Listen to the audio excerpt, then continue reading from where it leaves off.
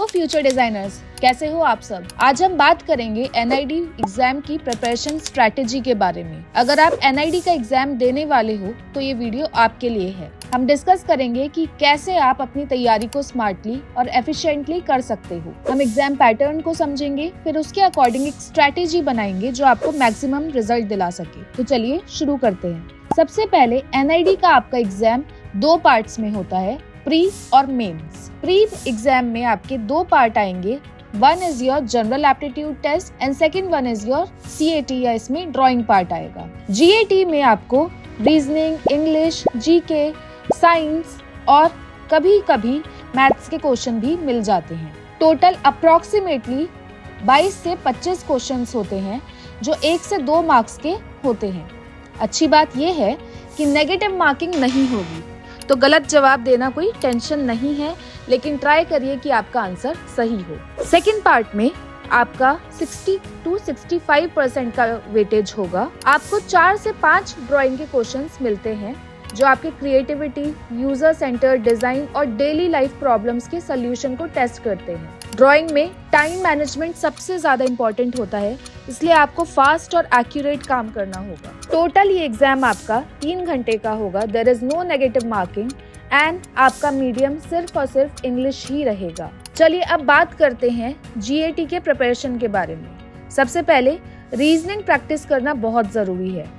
हर साल रीजनिंग के क्वेश्चंस होते हैं, जैसे figure counting, puzzles, number series और पैटर्न रिकॉग्निशन। आपको टाइम बाउंड प्रैक्टिस करनी होगी ताकि आप एग्जाम के दौरान स्पीड मेंटेन कर सकें, इसलिए टाइमर लगा के प्रैक्टिस करना शुरू कर दो। जीके भी इम्पोर्टेंट है। करंट अफेयर्स और वर्ल्ड इवेंट्स के बारे में डेली अपडेट रखना जरूरी है। न्यूज़पेपर्स, मैगजीन्स और वेबसाइट से करंट अफेयर्स को फॉलो करो और स्टैटिक जीके जैसे कंट्रीज, कैपिटल्स और फेमस पर्सनालिटीज के बारे में भी रिविजन करो। आपको 10th स्टैंडर्ड की साइंस भी रिवाइज करनी होगी, जैसे बेसिक फिजिक्स, केमिस्ट्री और बायोलॉजी। अब बात करते हैं ड्राइंग के बारे में, जो कि पार्ट बी में सबसे ज्यादा इम्पोर्टेंस रखती है। कंटिन्यूअस ड्राइंग प्रैक्टिस आपको हर दिन करनी होगी। ड्राइंग का परसेंटेज 60 to 65% होता है, तो इस पे फोकस करना सबसे ज्यादा जरूरी है। डेली लाइफ प्रॉब्लम्स को विजुअलाइज करना शुरू करो। आप अपने आसपास के एनवायरनमेंट को ऑब्जर्व करो, जैसे urban spaces, public transport, furniture या डेली लाइफ या एवरीडे लाइफ ऑब्जेक्ट्स। सोचो कि इन चीजों को कैसे बेटर डिजाइन किया जा सकता है। आपको इनोवेटिव सोल्यूशन डिजाइन करने पड़ेंगे। So there are a few design tips here. Basic shapes और पर्सपेक्टिव को प्रैक्टिस करो, क्योंकि आपको करेक्ट प्रपोर्शंस और एंगल्स बनाना आना चाहिए। शेडिंग और टेक्सचरिंग को अपनी ड्राइंग्स में इम्प्लीमेंट करो ताकि वो रियलिस्टिक लग सके। यूजर सेंटर्ड डिजाइन को ध्यान में रखो। सोचो कि आप जो डिजाइन बना रहे हो वो यूजर्स के लिए कंफर्टेबल हो और नीड्स को फुलफिल करे। अपनी ड्राइंग स्पीड पे काम करो ताकि आप टाइम में 4 क्वेश्चंस कंप्लीट कर सके। Remember, time management is the key.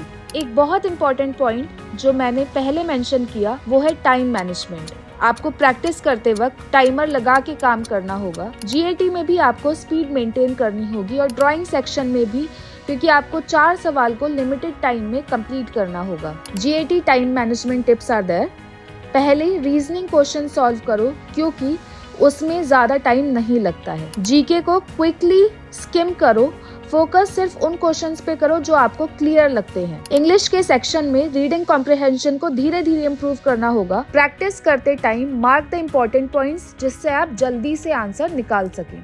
So now let's talk about drawing time management tips. Sketch quickly, लेकिन एक्यूरेसी का ख्याल रखना होगा। रफ स्केचिंग से स्टार्ट करो, उसके बाद डिटेल्स ऐड करना शुरू करो। ड्राइंग कंप्लीट करते वक्त एक टाइम लिमिट सेट करो, जैसे कि 15 मिनट्स, 18 मिनट्स पर क्वेश्चन, ताकि आप कंप्लीट कर सके अपना question paper timely. Current affairs काफी जरूरी हैं, क्योंकि आपके ड्राइंग क्वेश्चंस में ऑनगोइंग ग्लोबल टॉपिक्स हो सकते हैं, जैसे Wars, disaster, cultural events etcetera. Designers का काम है इन सिचुएशन में इनोवेटिव सोल्यूशन देना। एक इम्पॉर्टेंट चीज जो आपको हर दिन करना चाहिए वो है मॉक टेस्ट। मॉक टेस्ट आपको रियल एग्जाम का फील देंगे और आप समझ पाएंगे कि आप किस सेक्शन में स्लो हो या फिर किस में फास्ट। जब आप मॉक टेस्ट सॉल्व करते हो तो उसे टाइमिंग का आइडिया लगता है और आपको पता चलता है कि कहाँ इम्प्रूव करना होगा। मॉक टेस्ट या पीवाईक्यूज के बाद अपनी मिस्टेक्स को रिव्यू करो और वो एरियाज टारगेट करो